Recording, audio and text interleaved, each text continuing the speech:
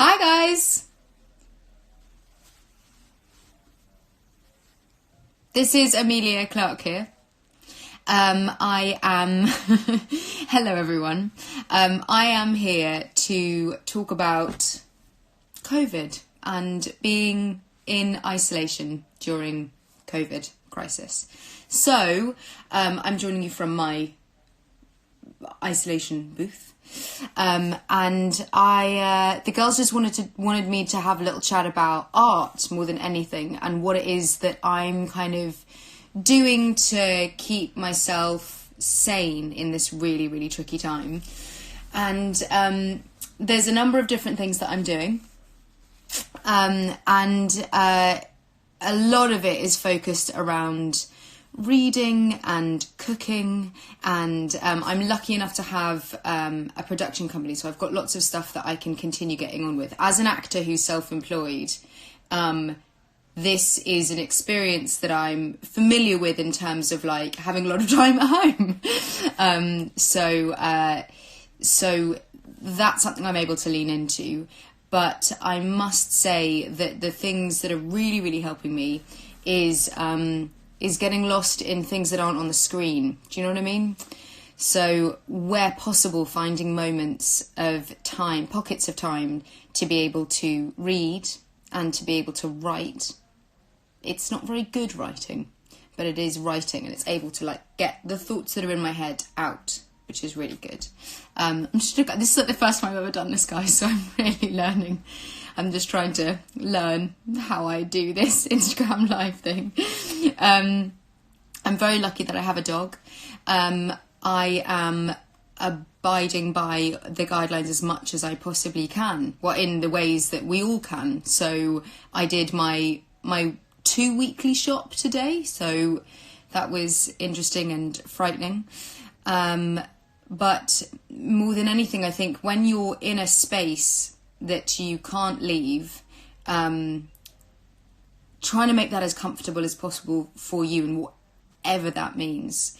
So when you physically can't leave a space, I find that if you're able to engage your brain with regards to reading, listening to music, using your hands, making things, cooking, even if it's just doing what I did today, which was giving my office a sort out, like sorting through things. I know this is all stuff that you guys probably all know, but you've got a podcast playing, or you've got music that's relaxing, or that's fun, and that makes you want to get up and move and dance and mentally escape the confines of the place that you're in.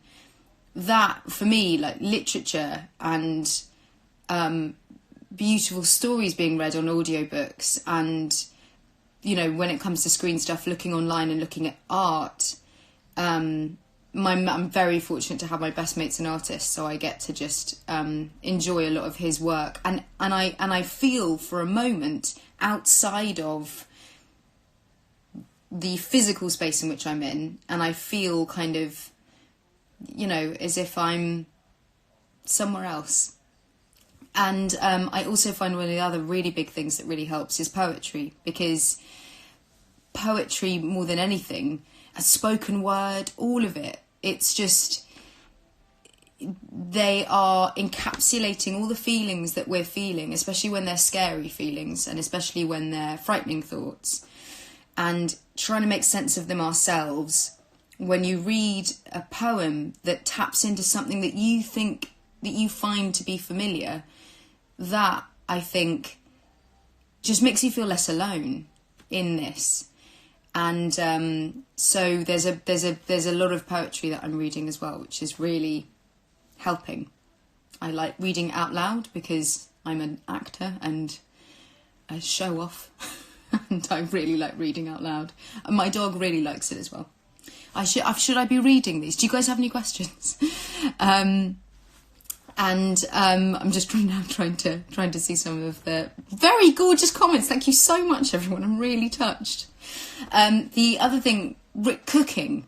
Okay, so I have been largely living my life, getting soups and sort of pretend cooking. When you take something out of a packet and then you take another thing out of a packet and you put it on a plate and you're like, That's cooking. That's cooking.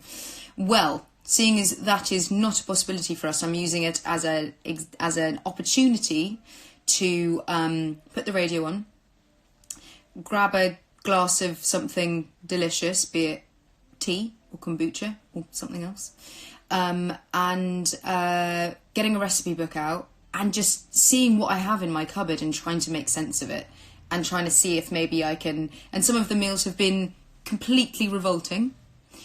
Ted really enjoyed those. And some of them have been really nice, but I can't tell you, you feel such a boost when you've made something, even if it's really simple. It's some kind of a grasp on this situation that's very calming and very stabilising.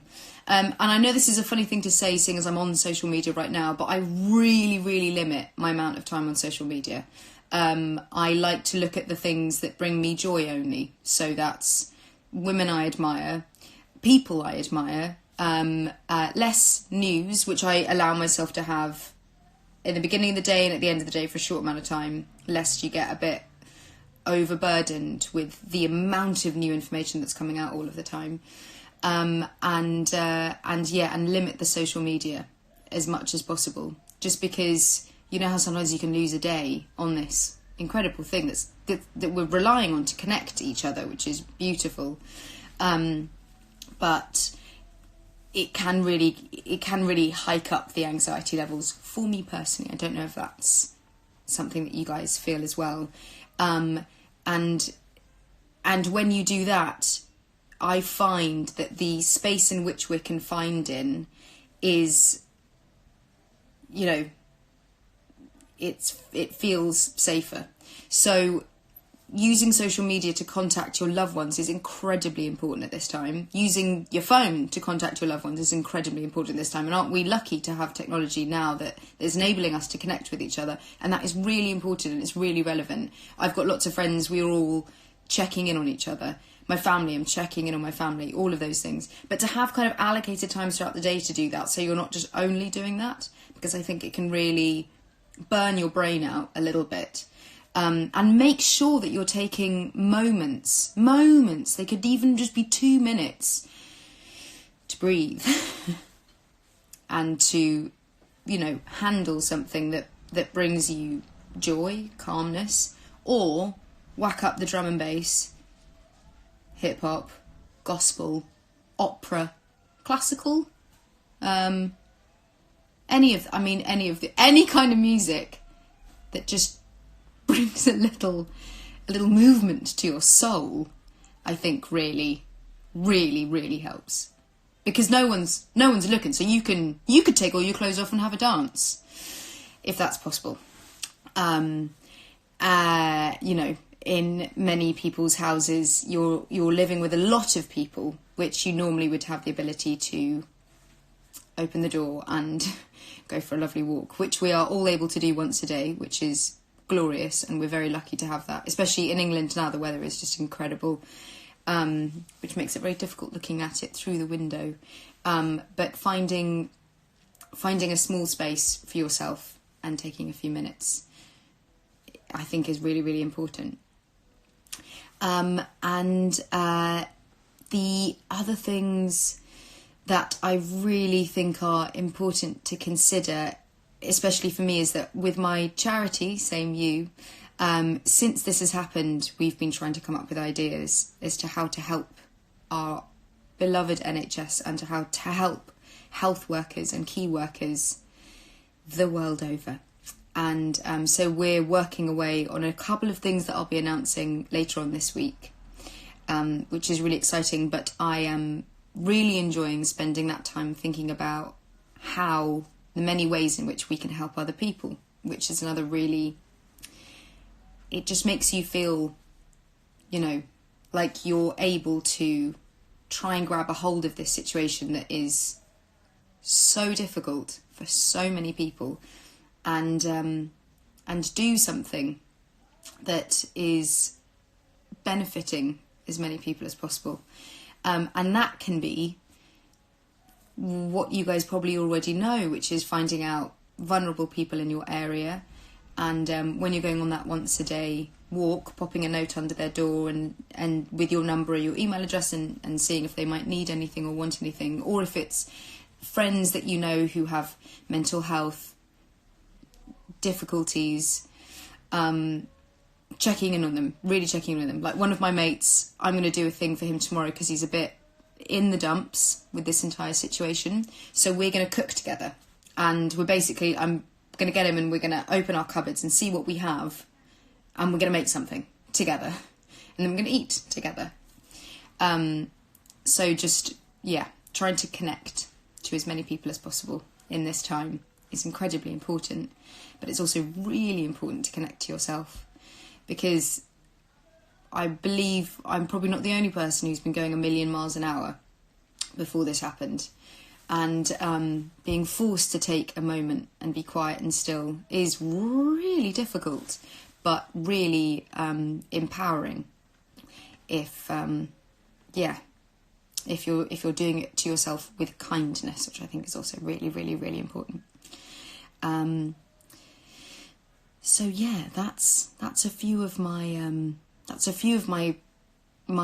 musings from my isolation. I don't know if any of that's been of any help, or if anything, just seeing someone live breathing the same air at the same time as the people who are lovely and writing lovely comments now. Hopefully that's helped. But yeah, have a boogie if at all possible, and remembering to breathe and remembering to read. So yeah, that's just a little thing. I'm gonna sign off for now, but I hope you guys, I'm sending you guys so much love down these airwaves, and I'm really, really hoping that as many people as possible are able to feel safe in this time of just complete fear. But the good news is that our environment, Venice canals are clear, and holding on to those things that we're doing that's beautiful for the planet. So yeah, I'm going to stop rambling now. I'm rambling far too much, but thank you guys so much for watching this. It's very exciting. I'm very, very honoured and privileged to be here. And yes, wishing you all well. Take care, everyone. Bye. Bye.